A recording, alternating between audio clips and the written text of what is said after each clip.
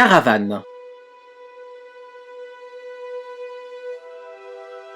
Alors qu'ils descendent de la montagne pour rejoindre la caravane, Mao est à la fois excité tout en appréhendant beaucoup de la rejoindre. Et s'il s'agit de la même que celle du jeune homme qui lui a fait goûter du poivre? Comment réagirait-il? Cependant, il a hâte aussi car il aime voir de nouvelles têtes, partager de nouvelles expériences, marchander les prix des produits également. C'est d'ailleurs lui qui s'occupe des courses. Son père est souvent trop occupé pour le faire. Il disparaît de nombreuses heures, laissant Mao seul. Quand il était plus jeune, il le laissait à une femme contre quelques pièces.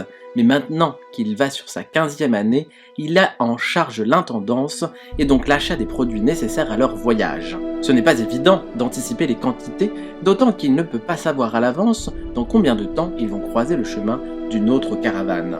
De plus, comme ils ne s'encombrent pas avec un animal de bas, comme un dromadaire, ils ne peuvent pas emporter avec eux de grandes quantités. En effet, Tao préfère qu'ils transportent tout sur leur dos. Ils sont ainsi plus libres de leurs mouvements. Escalader la montagne, comme ils ont fait ces derniers jours, aurait été compliqué avec un animal. Le temps d'arriver à la caravane, celle-ci s'est arrêtée pour préparer le campement afin de passer la nuit. Les habitants accueillent Tao et Mao avec chaleur. Le jeune homme se retrouve devant un feu avec un ragoût fumant entre les mains. D'autres enfants de son âge viennent le voir et lui parler. Ils veulent savoir ce qu'ils font, d'où ils viennent et où ils vont. Son père disparaît comme à son habitude, le laissant garder un œil sur leurs affaires. Mao met sur son visage une expression affable, tout en sondant les gens, mais il ne reconnaît personne. Il n'est donc pas dans la même caravane que celle de l'homme du poivre. Une tension semble s'enlever de ses épaules. Le soulagement lui permet d'être un peu plus avenant.